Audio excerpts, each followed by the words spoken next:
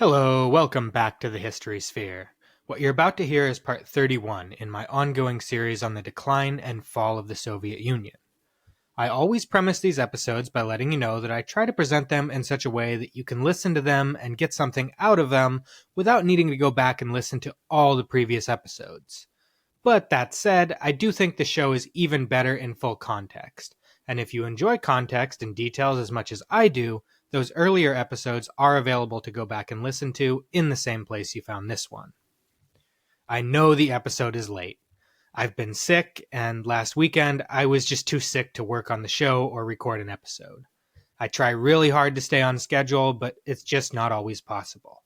Thank you all for your patience and understanding waiting for this episode.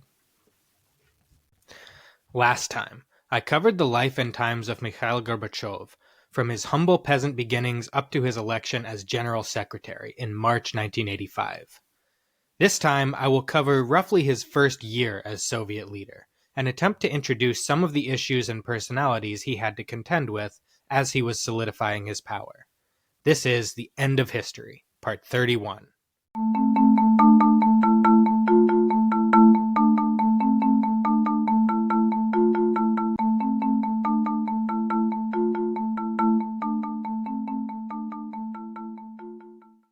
I recently watched the brand new Ronald Reagan biopic, aptly titled Reagan, starring Dennis Quaid as the Gipper. And to be frank, I watched it so that you don't have to. It was bad.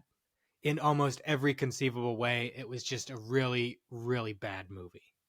I've talked before on this podcast about various historical films and given you my thoughts on them. Pretty much any historical movie produced for mainstream consumption is going to take some liberties with the facts in order to tell a more coherent and compelling story. Some do an excellent job of striking this balance and present you with a relatively authentic, if still fictional, historical story. Two series produced by HBO come to mind here, Band of Brothers and Rome. Both are excellent, and I think strike that perfect balance between authenticity and entertainment. Others, like basically any historical movie produced or directed by Mel Gibson, think Braveheart, Apocalypto, or The Patriot, basically go all in for entertainment and leave authenticity completely at the door. I'll say again for the people in the back, nobody wore kilts in Scotland in the early 14th century. But whatever else you want to say about Mel Gibson, he's a flawed guy. He understands plot structure and character development, which is why I somewhat begrudgingly still like some of his historical movies, even though they are completely divorced from the reality of the periods they seek to portray. But Reagan is one of those rare movies that manages to somehow fall completely flat on both these fronts. The saint-like picture that it paints of America's 40th president is so completely lacking in nuance or internal conflict as to make him just boring. And from an entertainment perspective, that is what this movie was. It was boring. I put that squarely on the writers because I don't actually think Dennis Quaid is a bad actor, and Ronald Reagan was an absolutely fascinating historical figure full of personality quirks and internal contradictions. But the movie doesn't show any of this. The film's failure to present Ronald Reagan as a compelling character is rivaled only by its failure to present the history of the times it depicts with anything close to accuracy or authenticity. They honestly wouldn't have been much further from the mark if they'd just had Reagan don a kilt, paint his face blue, and personally take a sledgehammer to the Berlin Wall. That, at least, would have been entertaining. If I hadn't been angrily writhing in my chair and intermittently yelling at the screen, "That's not how that happened," I might have fallen asleep. The film is narrated by a former KGB agent played by Jon Voight, doing a less than believable Russian accent because apparently they couldn't find a single Russian or Russian-American actor. It starts in present-day Moscow, with a politician asking this seasoned old KGB operative why the Soviet Union fell apart, and the narrator answers by apparently telling him the entire life story of Ronald Reagan. And that's where I lost it. About 5 minutes into the movie, I just lost it. And it only got worse from there, because the film never really explains how Reagan's actions led to this outcome. It just kind of shows him giving long-winded speeches about how bad communism is, and then getting along with Mikhail Gorbachev for reasons that are never explained in the film. What I found most disappointing about it was that it was a missed opportunity. because Ronald Reagan is an important character in this story, and this movie could have been done so well. Ronald Reagan was, in fact, a key character in this story, even if he is not, and let me repeat for those in the back, was not the primary reason for the collapse of the Soviet Union. I left off last week with the ascent of Mikhail Gorbachev to the office of General Secretary of the Communist Party, the de facto leader of the Soviet Union. By the time he took office in March 1985, he already had big plans in mind to reform the country, and these plans seem to be the primary reason why he sought the office in the first place. He famously told his wife just before his election as General Secretary, quote, "We just can't go on living like this," end quote. The Washington Post's Moscow correspondent, Dusko Doder, noted upon Gorbachev's ascension that it would likely take several years before he would be able to enact any meaningful reforms, because he still had to contend with the entrenched old guard on the Politburo. Doder, it would turn out, grossly underestimated the political abilities of the new Soviet leader, but in the short term at least, he wasn't wrong that the old guard stood in the way of any radical reform. And though those reforms would come down the pipeline faster than anybody expected, Gorbachev didn't exactly hit the ground running on day one. He had long-term plans to liberalize the Soviet economy and democratize the society, but the opposition to this was too strong in the leadership of the party in 1985 for him to yet go public with these ideas. But one area where he could make an impact relatively quickly was in foreign policy. As I've talked about in earlier episodes, the ongoing Cold War and the arms race associated with it was a huge drag on the Soviet economy.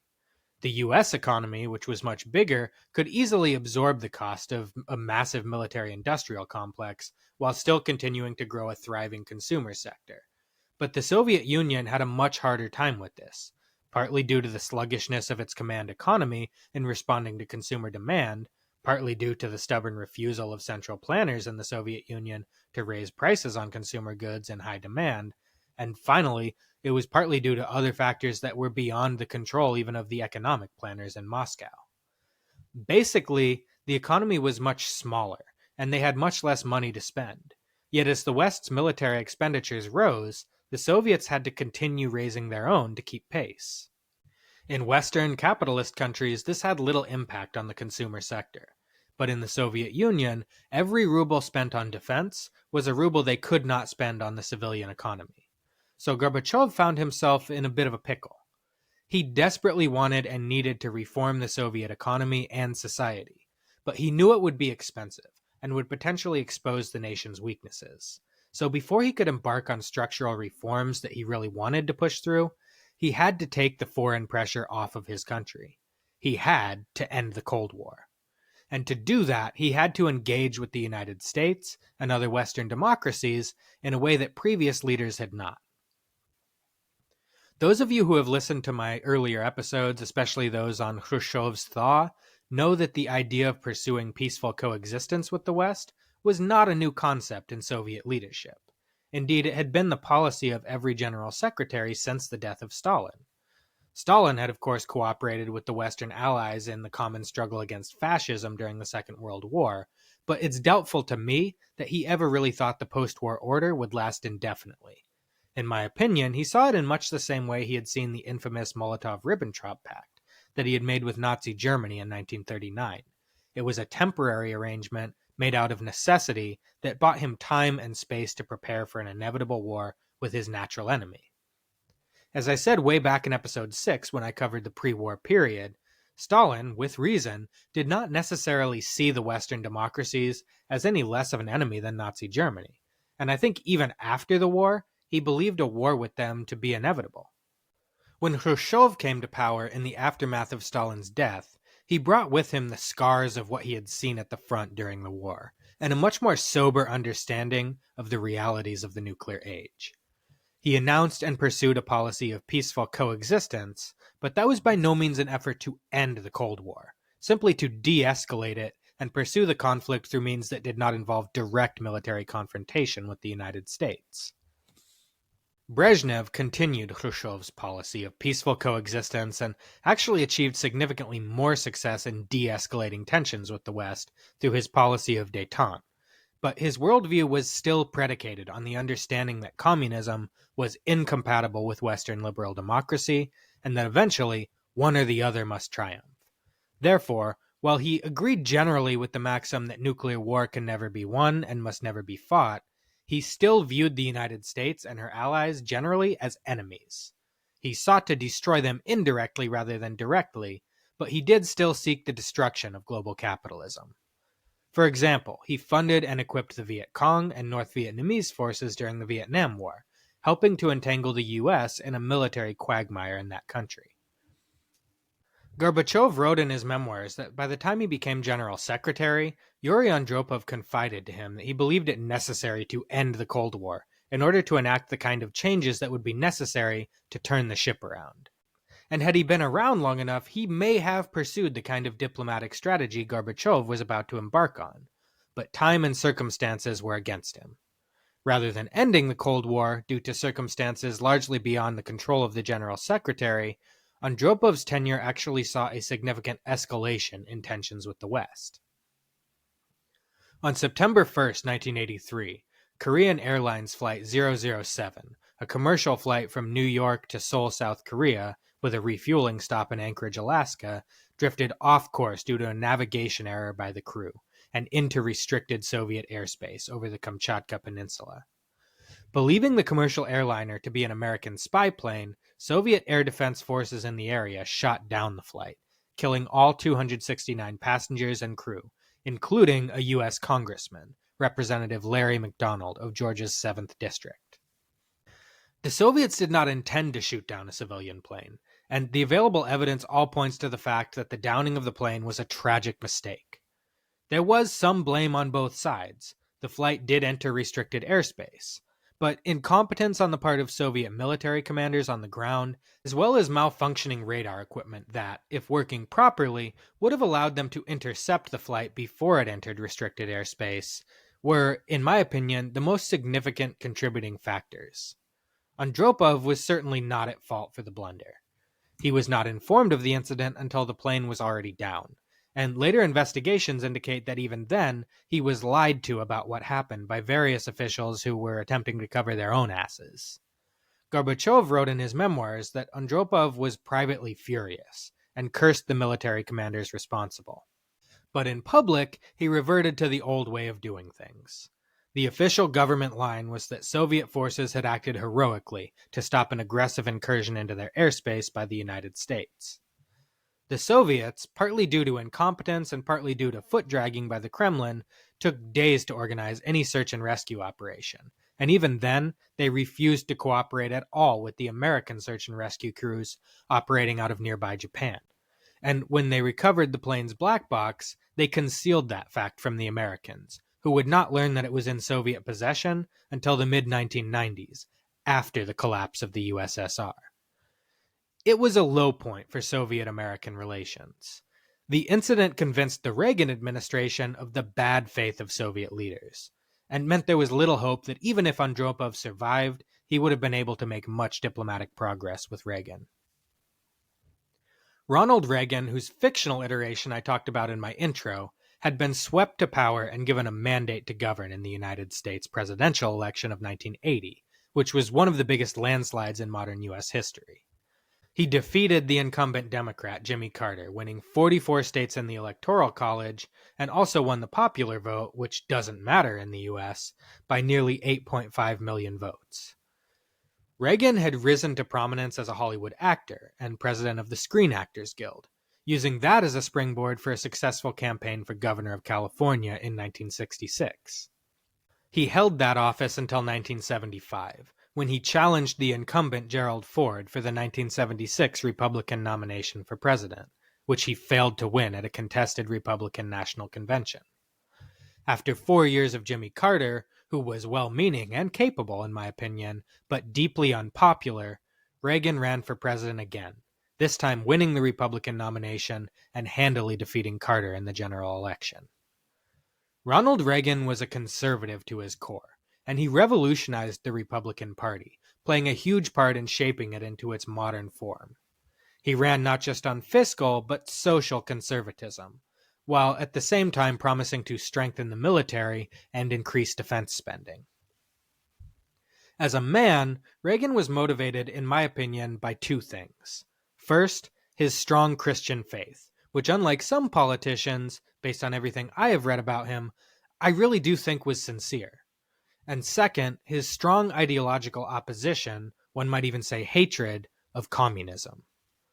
Both as a candidate and as president, Reagan made no secret of the fact that he believed the Soviet Union and its communist ideology were the greatest threats not just to the United States, but to the world.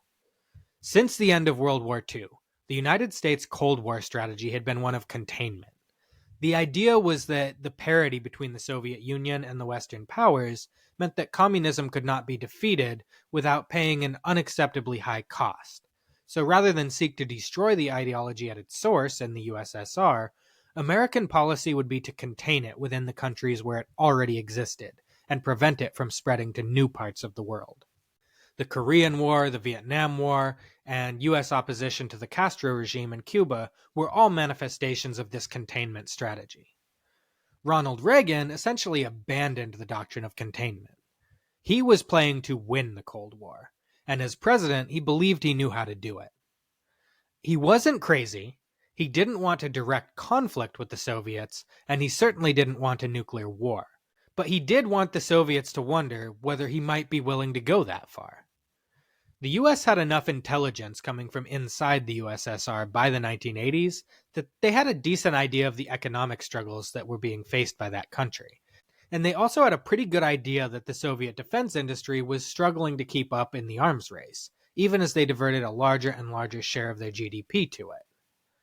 Reagan spearheaded a program to increase American military spending dramatically, forcing the Soviets to keep pace and putting ever more strain on their economy. In 1983, he announced plans for the Strategic Defense Initiative, or SDI, later derisively dubbed as the Star Wars program. I'm not going to go into great technical detail on SDI because the details aren't super important to the narrative, and to be frank, I don't fully understand it myself. In the most basic terms, it was a program meant to deploy a missile defense system in outer space that would neutralize Soviet intercontinental ballistic missiles and eliminate the ability of the Soviet Union to launch a nuclear first strike. From Reagan's perspective, the program was meant to put an end to the doctrine of mutually assured destruction, which he referred to as, quote, a suicide pact, end quote. Reagan repeatedly promised Soviet diplomats that SDI was meant to be wholly defensive, but the Soviets quite simply didn't trust him. From the Soviet perspective, a successful SDI program would neutralize their ability to strike back in the event of a nuclear first strike by the Americans, a prospect that was completely unacceptable to them. They simply didn't trust that Reagan was telling the truth, and more generally, they just didn't trust Reagan. This was a man who, after all, only a year earlier had told the British Parliament that he intended to consign communism to the ash heap of history. Despite protestations from Soviet diplomats at the UN that the program violated the terms of the 1967 UN Outer Space Treaty, which prohibited the deployment of nuclear weapons or other weapons of mass destruction in outer space, the Reagan administration forged ahead, arguing, I think with merit, that since it was only meant to neutralize enemy missiles and played no part in targeting American missiles against enemy targets, the SDI would not actually be a weapon. All of this would turn out to be moot, as SDI was a failure and was never successfully deployed by the United States anyway. But nobody knew that this would be the case at the time, and in the early 1980s, it was a huge source of tension. This was the state of world affairs when Mikhail Gorbachev first stepped onto the world stage in 1985. Soviet relations with the United States, and by extension the democracies of Western Europe, were worse than they had been at any point since the Cuban Missile Crisis. At first, Gorbachev saw Reagan as too much of a wild card. Not only did he not fully trust the US president, but he understood that even if he were trustworthy, he was unlikely to trust his own intentions. At this point, nobody really knew much about Gorbachev, other than that he was Yuri Andropov's protege, and he had managed to mildly impress Margaret Thatcher during a brief visit to England in 1984. And so Gorbachev had to find ways to signal to Western diplomats that there was a new sheriff in town, and that they were now dealing with a much more conciliatory and open-minded Soviet Union. His first major move in this arena was his appointment of a new foreign minister. Rather than selecting a member of the old guard from the army or the KGB as he was expected to do, or even selecting someone from the aging ranks of the Politburo, he instead appointed a relatively young, like-minded reformer to the position, the Georgian party boss, Eduard Shevardnadze. Like Gorbachev, Shevardnadze came from peasant stock, and he was a true believer in egalitarian communism. 3 years Gorbachev's senior, Shevardnadze was born in a small village in the Republic of Georgia in 1928. He had also followed a similar upward trajectory to Gorbachev as a party apparatchik, eventually becoming first secretary of the Georgian Communist Party in 1972. As the Georgian party boss, he made a name for himself by cracking down on corruption in Georgia. He also presided over the republic during a period of relative economic growth and prosperity, even as the other 14 republics of the USSR descended into the depths of stagnation. As the Georgian party boss, Shevardnadze was granted an automatic seat on the Central Committee, and Gorbachev had identified him early on in his time in Moscow as a potential ally. When he became General Secretary, he quickly brought Shevardnadze into his inner circle as an advisor. In June 1985, Andrei Gromyko, who had been the Minister of Foreign Affairs since 1957, was rewarded for his key support for Gorbachev's election as General Secretary and made Chairman of the Presidium, the nominal head of state. This left Gorbachev with the ability to make his first significant appointment since he became General Secretary in March, and to the surprise of the old guard, he appointed Shevardnadze. Shevardnadze's appointment signaled both to the Politburo and to the wider world that Gorbachev was not afraid to take decisive action that went against the grain. It was both a power move that showed the old men in the Politburo that Gorbachev was now in charge, as Shevardnadze was not their choice, and it was meant as a signal to Western diplomats that a new day was dawning. One of Shevardnadze's first tasks as foreign minister was to arrange a summit between Ronald Reagan and Mikhail Gorbachev. Gorbachev had been pushing for a summit with Reagan since the day of Chernenko's funeral, when he first met U.S. Vice President George H.W. Bush, who represented the United States at the funeral. Bush was impressed with Gorbachev, later recalling that he could tell immediately that he was, quote, radically different, end quote, from previous Soviet leaders. But the two sides could not initially agree on the terms or location of the proposed summit.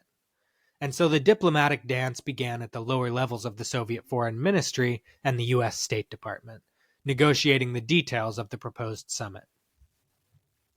Those of you who may not be familiar with high-level, high-stakes diplomacy may not really know the level of planning that goes into summits like this. But generally speaking, every last detail of the summit, right down to the dishes dinner is to be served on, is meticulously negotiated and planned long before two world leaders ever meet. In this case, the major sticking point was on where the summit would take place. The Soviets initially proposed that President Reagan would be welcome in Moscow, while the Americans insisted it was the Soviets' turn to come to Washington. Eventually, they reached a compromise. The summit between Reagan and Gorbachev would take place in Geneva, Switzerland, from November 19th to 20th, 1985. The summit was agreed to at the end of June, but Gorbachev was not resting on his laurels while he waited. His first official foreign state visit, as General Secretary, was to France at the beginning of October. He likely chose France for his first state visit because it was a stalwart ally of the United States, but one with a fierce independent streak and a tendency to go their own way. On top of that, the president of France at the time, François Mitterrand, was a socialist. He wasn't a Marxist-Leninist, and he vehemently rejected Soviet-style socialism, but he was an avowed leftist. And in this, I think Gorbachev hoped he would be able to find common ground and build a rapport. If he could make progress in easing tensions and improving relations with France, Gorbachev thought this would not only be self-evidently beneficial in bilateral relations, but could also put soft pressure on the United States from an ally to, at the very least, de-escalate tensions. Gorbachev failed to make much diplomatic headway with Mitterrand, however, as Mitterrand refused Gorbachev's request that he openly oppose Reagan on SDI, and further refused to commit to any agreement on nuclear weapons, without the participation of his allies, including the United States. On the public relations front, however, the trip was a success. Mikhail and Raisa Gorbachev charmed the French press, and in his joint press conference with Mitterrand, he first referred to the, quote, common European home, a phrase that would become an important slogan of his foreign policy as perestroika got underway. The meeting also signaled to the Americans ahead of the Geneva summit that Gorbachev was serious about easing tensions and engaging with the West, and that he was ready to do so with a level of energy that had not been seen from a Soviet leader, at least since Khrushchev. U.S. presidents generally do a great deal of preparation for a major summit like this one, and Ronald Reagan, it seems, went above and beyond to be well prepared for his first meeting with Gorbachev. His Russia advisor, Jack Matlock Jr., later said that he put Reagan through the equivalent of a college course on Russian history, culture, and politics, and that the president was unusually engaged and attentive. He also attended multiple meetings with experts from the CIA who briefed him on Gorbachev as a person. The minutes of the summit, which I've read so you don't have to, are incredibly dense, and they honestly don't read like there was any kind of diplomatic breakthrough. Neither leader left Geneva having made fundamental changes to their nation's foreign policy. Both leaders agreed that a nuclear war could never be won and must never be fought. They were not the first leaders to agree on this statement, but it was at least a starting point for future discussions. The real breakthrough in Geneva did not come in the policy discussions, it was more personal than that. Gorbachev came into the summit unsure if Reagan really was the madman from the propaganda posters. He came away with a more realistic and sympathetic view of who Reagan was. A hawk, to be sure, but his hawkishness was born out of a desire to achieve peace through strength. Gorbachev came away from Geneva convinced that despite their disagreements, Reagan really did want peace. At one point, the two men even agreed, though they made no official policy statement on this front, that they would like to see nuclear weapons entirely eliminated. The summit didn't necessarily get off to a great start, however. At the first plenary session, nothing new was said, as the two sides simply repeated the formal diplomatic language that had already been exchanged by the diplomats. In the aftermath of this session, Gorbachev was unimpressed by Reagan, reportedly telling his advisors, quote, "He does not seem to hear what I'm trying to say. He's deep in his memos prepared by the advisors. He's a real dinosaur," end quote. Things got even rockier at the second session, which even the incredibly dry minutes of the meeting reflect grew heated and emotional as the two men argued about Reagan's SDI program. It seemed at the moment like the whole summit might end in failure, but it was Reagan who salvaged it. He suggested that they take a break and walk down to the pool house of the Swiss chateau where the summit was being held. At the pool house, a fire had been prepared, and the two men walked down there accompanied only by their interpreters. It seems that the conversation at this point was more personal. The two men joked and got to know one another on a personal level, and to everyone's surprise, they seemed to actually like one another. When official talks resumed, they remained heated, but they now took on the tone of more of a spirited debate between two opponents who respected one another, rather than an emotional argument. Nancy Reagan and Raisa Gorbacheva reportedly did not get along as well as their husbands, and there was a great deal of friction between them. Nancy Reagan later remarked of Raisa, quote, "Who does this dame think she is?" end quote. But thankfully, this friction did not affect the talks or the budding relationship between Ronald and Mikhail. Reagan later wrote in his own memoirs of the summit, quote, "The world was approaching the threshold of a new day. We had a chance to make it a safer and better place. There was much more to be done, but we laid a foundation in Geneva," end quote. Indeed, the most important thing that came out of Geneva was an agreement to hold two more summits. Both sides had agreed in principle to a reduction in their offensive nuclear arsenal, but the details still had to be hammered out. These talks would eventually culminate in the historic Intermediate Range Nuclear Forces Treaty, or INF, in 1987, which did ultimately play a key role in ending the Cold War. For his part, Gorbachev came away from the summit believing that, though he had not achieved everything he wanted to, he had at least set Soviet-American relations moving in the right direction. He did not yet feel that he had the breathing space needed to accomplish the internal reforms he had in mind for the economy or democratization of the USSR, but events at home would soon force his hand. On April 26, 1986, the reactor of the Chernobyl nuclear power plant, located about 80 miles north of Kyiv in Ukraine, suffered a catastrophic meltdown. The fallout from this crisis, literal and metaphorical, would prove to be one of the great turning points in the decline and fall of the USSR, and it will be the subject of my next episode. That's everything for today. Thank you so much for listening. As always, a huge thank you to my patrons and supporters who are supporting the show with monthly donations on Spotify and Patreon. I love you all so much. If you're not a supporter yet and you want to be, you can find links to both those sites on the show's website at www.thehistorysphere.com. On that website, you can also find links to all of my streaming platforms, social media, and a list of my sources for this week's episode. The website again is www.thehistorysphere.com. Those of you who are listening on Spotify, which is about half of you, I want to point out that you can now leave comments on the episode directly on Spotify, and I want to encourage you all to leave a comment. Let me know what you think of the episode, ask a question, you can even tell me I suck, though I hope you don't. I'm not only eager to engage with this community, but more engagement helps to promote the show and the algorithm and introduce us to new listeners, so it really helps me out. Next time, on the History Sphere, I will present the first of what I anticipate will be 2 episodes on the Chernobyl nuclear disaster. Thank you so much for listening. Have a wonderful day.